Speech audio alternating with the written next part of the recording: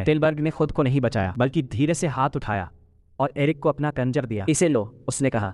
मुख्य महल के पीछे बागीचा, यही सबसे ज्यादा मैं उसकी मदद कर सकता हूँ। उसी समय बागीचे में अनिका ग्रीन हाउस के फर्श पर गिर पड़ी। अभी अभी सुनी सच्चाई से उसका दिमाग घूम रहा था। तभी लेडी नामी उसके पीछे आई और ठंडी आवाज में बोली, तुम क्या कर रही हो? मैं तो समझी आप महिलाओं के साथ है। अनिका घबरा कर बोली, मैंने उन्हें वापस भेज दिया। लेडी नामी ने कहा। उसकी नजर राजकुमारी पर गई। लेकिन क्या तो महाराज के लिए कुछ मनोरंजक करने वाली नहीं थी? अनिका का दिल तेज धड़कने लगा। उसने जल्दी से गिरा हुआ खंजर उठा लिया और कमजोर आवाज में बोली, मैं बस उसे थोड़ा डराने की कोशिश कर रही थी, लेकिन जो दवा आपने दी है उसका असर उस पर हो रहा है। शायद हमें आज यहीं रुक जाना चाहिए। अंदर ही अंदर अनिका का दिमाग तेज चल रहा था। उसका प्लान था मिया को और फिर खुद को मारकर इस अंतहीन दुख से छुटकारा पाने का। लेकिन राजकुमारी की जीने की चाह ने उसकी सारी सोच तोड़ दी थी। लेडी नामी उसे गौर से देखने लगी और बोली, कितना अजीब है, तुम इतनी ठान कर ग्रीन हाउस की ओर आई थी और अब सब खत्म करना चाहती हो। ये तुम्हारे जैसा नहीं है, ये दवा की वजह से है। अनिका ने कहा।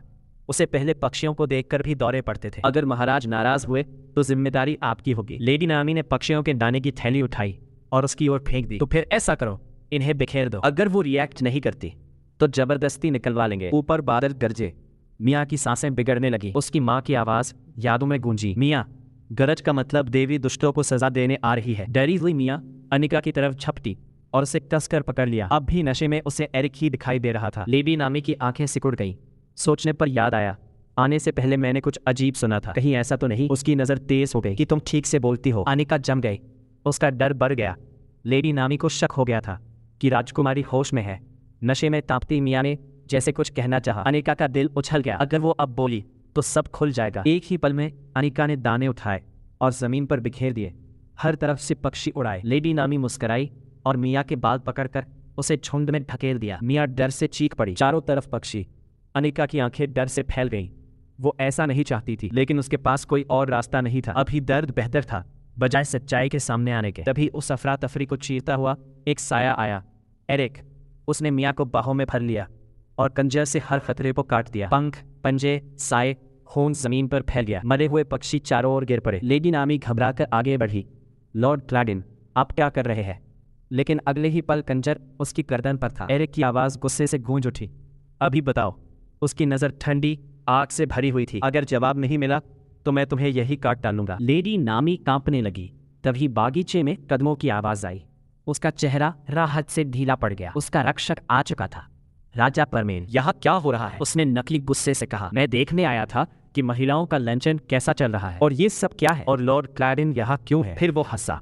आंखें चमक उठी। क्या तुमने शाही आदेश मानने से इनकार कर दिया? एरिक ने हथियार थोड़ा नीचे किया।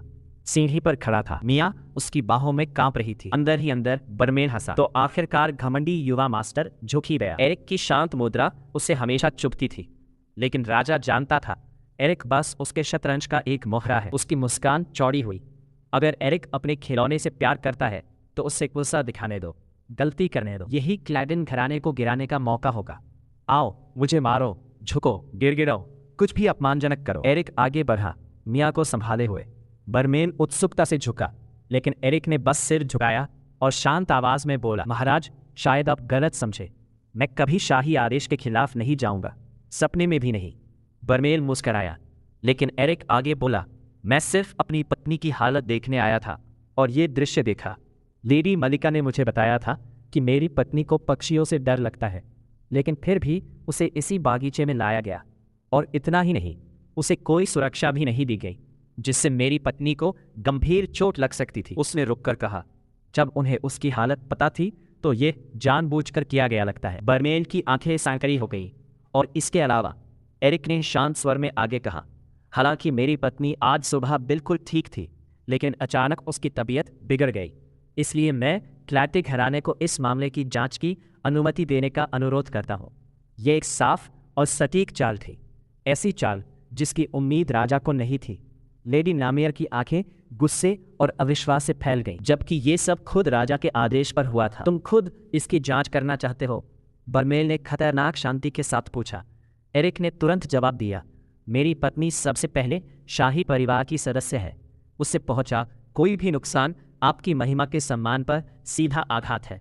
इसलिए मैं इस घटना की पूरी जांच करूंगा ताकि आपके सम्मान पर कोई दाग न लगे।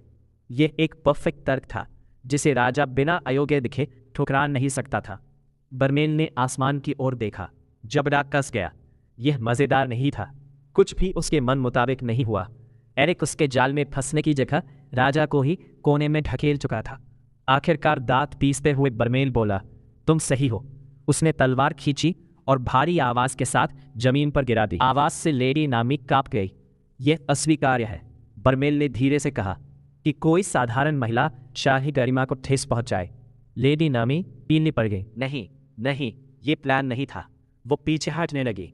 महाराज प्लीज, मैं वफादार रही हूँ, मैंने सिर्फ आदेश माने। लेकिन बर्मेल का चेहरा सख्त हो चुका था। वह उसे नाकाम मान चुका था और नाकाम लोगों की कोई कीमत नहीं होती। एक बेरहम वार में उसकी तलवार हवा चीरती हुई चली। लेडी नामी का शरीर जमीन पर गिर पड़ा। अनिका जोर से कांप उठी। पत्थरों पर खून बिखर गया। लेकिन बर्मेल बस तलवार पहुंचकर फिर से मुस्कराया। फिर एरिक की ओर देखते हुए बोला, क्या कोई और है जो शाही सत्ता का अपमान करना चाहता है? मैं आपके त्वरित न्याय के लिए धन्यवाद देता हूँ महाराज, एरिक ने जवाब दिया। वह न डगमगाया न पलक झपकी। उस दिन के बाद एरिक और मियाँ आखिरकार क्लैडिन हवेली लौट आए। जैसे ही वे अंदर पहुंचे, लेडी क्लैडिन और जेला दौड़ते हुए एरिक के कमरे में आई। क्या हुआ? लेडी क्लैडिन ने पीले चेहरे के साथ पूछा।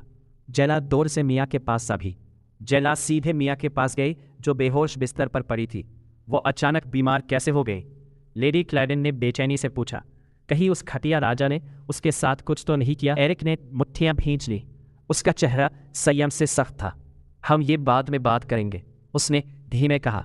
अभी मियाँ सबसे पहले है। रात भर उसका बुखार और बढ़ गया। उसके शरीर पर हल्के बैंगनी निशान उभर आए, ऐसे निशान जिन्हें कोई पहचान नहीं पा रहा था। कई दिन बीत गए लेकिन हालत में कोई सुधार नहीं हुआ। आखिरकार 1 हफ्ते से ज्यादा समय बाद मियाँ की पलकों में हरकत हुई। उसने धीरे से आंखें खोली। नज़र धुंधली थी लेकिन कमरा जाना पहचाना था। वो क्लैडिन हवेली में थी, लेकिन बाकी लोग कहाँ थे? उसका गला कस गया। उसने पुकारने की कोशिश की लेकिन आवाज़ नहीं निकली। उसकी आवाज़ साथ नहीं दे रही थी। आखिरी साफ याद उसे लेडी नामी की थी, जो ज़बरदस्ती उसके मुंह में कुछ डाल रही थी। फिर उसकी आंखें फैल गईं। उसे याद आया कि वह किसी से चिपट गई थी, कोई गर्म, कोई जरूरी। एरिक। घबराकर वह उठी और लड़खड़ाते हुए बिस्तर से बाहर आई। उसे ढूंढने लगी, यह पक्का करने के लिए कि वह सच में यहाँ है, यह सपना नहीं है। तभी एक मजबूत हाथ ने उसकी कलाई पकड़ ली और उसे सीने से लगा लिया। एरिक ने उसे कसकर पकड़ लिया, इतना कि उसे सांस लेना मुश्किल हो गया। उसका हाथ उसके पेट पर मजबूती से टिका था, जैसे डर हो कि ढील देते ही वह फिर गायब हो जाएगी। मियाँ ने धीरे से सिर घुमाया और उसका चेहरा पास से देखा। तभी उसे एहसास हुआ कि वह घर पर है, वह असली है, वह सच में लौट आई है। उसके कांपते हाथ उठे और उसने उसके गाल सहलाए, बिना शब्दों के माफ़ी मांगते हुए, उसके दर्द, डर और बेबसी के लिए। वह नहीं जानती थी क्या कहे, बस चाहती थी कि वह समझ गया। वह झिझकते हुए पास झुकी, खुद को इस पल के लायक नहीं समझते हुए। तभी एरिक ने अचानक उसके सिर के पीछे हाथ रखा और उसे खींचकर अपने होंठ उसके होठों पर रख दिए।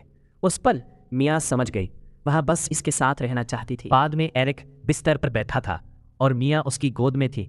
उसकी आवाज़ कांप रही थी। तुम्हारी आवाज़ अब भी नहीं आ रही, क्या और कुछ तकलीफ दे रहा है? उसके आंसू उसके कंधे पर गिरने लगे। वह बहुत समय से खुद को संभाले हुए था। मियाँ ने सिर हिलाकर मना किया। एरिक ने अपना माथा उसके कंधे से टिका दिया। मैं बहुत डर गया था, उसने फुसफुसाया। बुखार कई दिन पहले उतर गया था, लेकिन तुम 1 हफ्ते से ज्यादा नहीं उठी। वह अचानक पीछे हुआ और धीरे से उसके कपड़े की गांठ खोली। कपड़ा सरक गया और उसके शरीर पर फैले हल्के बैंगनी निशान दिखे। ये निशान हर जगह थे, अब फीके पड़ रहे हैं। उसने भारी गले से कहा, मियाँ, जब मैं तुम्हें खो बैठा था, क्या लेडी नामी ने तुम्हें कुछ जबरदस्ती पिलाया था? मियाँ ने धीरे से सिर हिलाया। एरिक ने कांपती सांस ली। तो वही थी, वही अकेली जानती थी वह क्या था। ये सब नहीं होता अगर मैं। वह रुक गया, खुद को दोष देते हुए। तभी मियाँ ने जल्दी से पास की दराज से कागज निकाला और लिखा, लेडी नामी को शक हो गया था कि मैं होश में हूँ। एरिक ने पढ़ा और कहा, चिंता मत करो, वह मर चुकी है, राजा ने उसे मार दिया। जब तक उसे पता नहीं चलता सब ठीक रहेगा। मियाँ ने फिर लिखा, मुझे पूरा यकीन नहीं, लेकिन शायद मैंने अनिका से बात की थी, शायद उसे भी सच पता है। अनिका? एरिक ने पूछा। राजा की रखेल, जो फाउंडेशन डे पर उसके पास खड़ी थी। मियाँ ने सिर हिलाया। तुमने उसे क्या कहा? पता नहीं, मुझे याद है वह चौंक गई थी। उसने हिचकते हुए फिर लिखा, क्या तुम्हें पहले लगा कि वह मैं हूँ? एरिक ने पढ़ते हुए भौहें सिकोड़ ली। तो वह नशे की वजह से भ्रम में थी। उसके अंदर एक अनजाना डर फैल गया।